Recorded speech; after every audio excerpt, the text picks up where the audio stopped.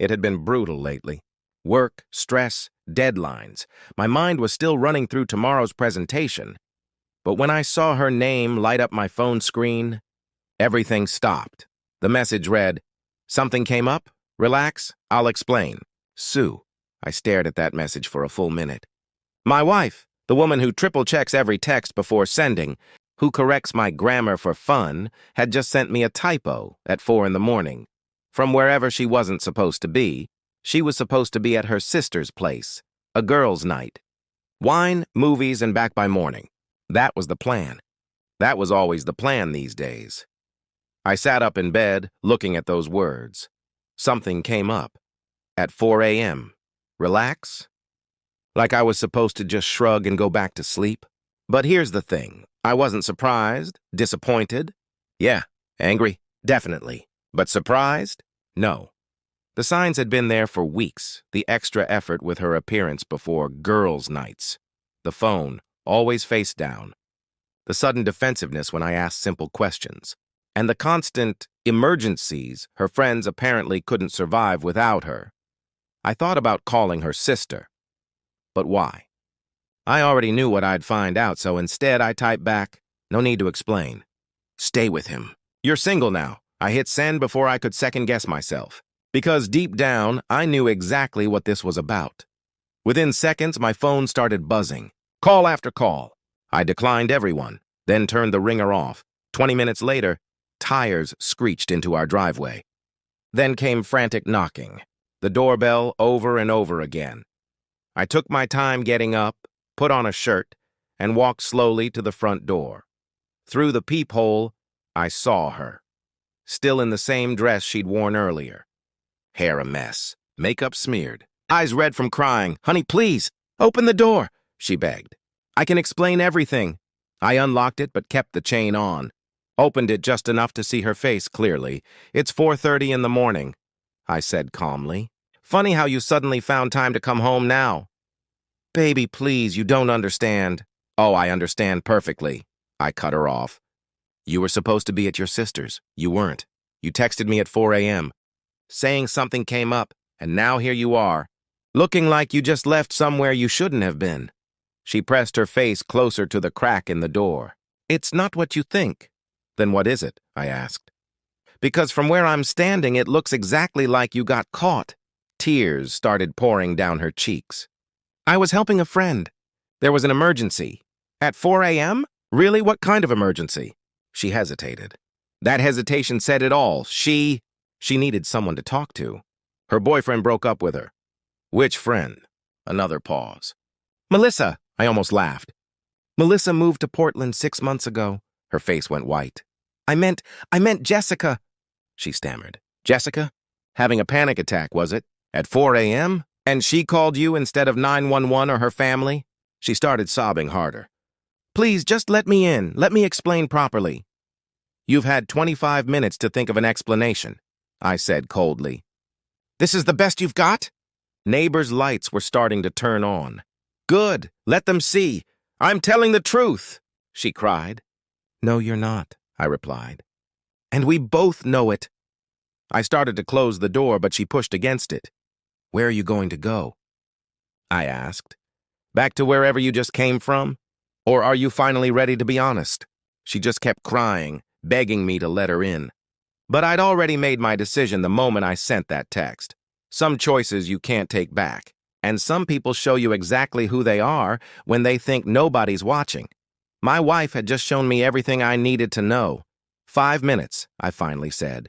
"Right here," on the porch. "Start talking. Can't we do this inside?" she asked. "The neighbors are already awake thanks to your drama," I said. "Besides, you didn't seem too worried about privacy when you texted me at 4 a.m. She wiped her face, smearing her mascara even more. "Okay, Jessica called me around 1 a.m. "Stop," I raised a hand. "Jessica works night shifts at the hospital. She's been doing that for 2 years. So why would she be having a breakdown at 1 a.m. when she's literally at work?" Her mouth opened and closed like a fish out of water. "Oh, and by the way, Jessica's been dating a paramedic for 8 months now. Pretty serious relationship. So when exactly did this mysterious breakup happen?" She looked defeated. You're not even trying to believe me. I'm trying to understand, I said, how someone this smart thought I'd believe that. She crumbled. Silent tears. No more excuses, I asked. Where's your car? She blinked. What? You drove to your sister's yesterday. Where's your car? It's right there, she said, pointing to the driveway. Interesting, I replied, because that car has been here all night. Her face went completely white. I got up around midnight for water. Looked out the kitchen window. Your car was right there. I figured you took an Uber to avoid drinking and driving. Responsible, right? She started shaking. So if your car was here and you were supposedly across town, how exactly did you get back and forth? Did Jessica's panic attack involve picking you up and dropping you off? I can explain. I'm sure you can, I said flatly. You're creative. But here's the thing. I already called your sister. Her eyes widened in horror. Called her 20 minutes ago, I continued. Woke her up. She was confused why I was asking if you were there, since she hasn't seen you in 3 weeks. Oh, and she mentioned that you canceled your plans with her yesterday morning. Her legs gave out, and she sank onto the porch step. Something important came up, I quoted mockingly. Seems like a lot keeps coming up for you lately. I crouched to her level. So let's try this one more time. Where were you? And this time, maybe try the truth, she sobbed. If I tell you the truth, she whispered, you'll never forgive me. If you don't tell me the truth, I said, there's nothing to forgive. Because this conversation ends here. She took a shaky breath. I was with someone. There it was, finally. I stood up slowly. There we go. The truth, she looked broken. It's not what you think. Oh, let me guess. It just happened. You were vulnerable. He was there. One thing led to another. She stared up at me. How can you be so calm? Because I'm not surprised, I said. I told you that already. Her jaw dropped. You knew? I noticed things. The late nights. The phone turned down. The sudden gym routine. The new clothes. The random arguments to justify walking out the door. You weren't exactly subtle. By the time I finished, she was trembling. So who is he? I asked. Her lips trembled. Trevor. From work. I actually laughed. Trevor Morrison? The guy from accounting? The one who wears cheap suits? She flinched. It was one time. Tonight was one time. How long have you been seeing him? 6 weeks, she whispered. 6 weeks, I repeated. Of flirting, texting, or sneaking around? She didn't answer. I didn't need her to. I sighed. My lawyer's meeting me at 9 a.m. Her eyes went wide. You called your lawyer? Right after your text, I said.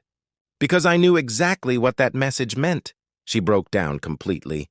But I was done. She begged for counseling, for another chance. I told her, you had 6 weeks of chances. When she asked where she should go, I said, Trevor's place seems fitting. Hours later, after her family showed up, after her sister called her insane, after her own mother told her, you broke your marriage.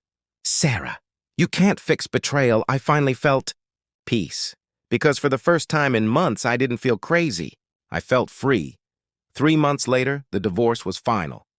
The house was mine, and so was my peace. Sarah's affair had imploded. Trevor lost his job. She became a pariah at work. And me? I was doing better than ever. I'd rebuilt my life, reconnected with real friends, and rediscovered something I'd lost long before her betrayal.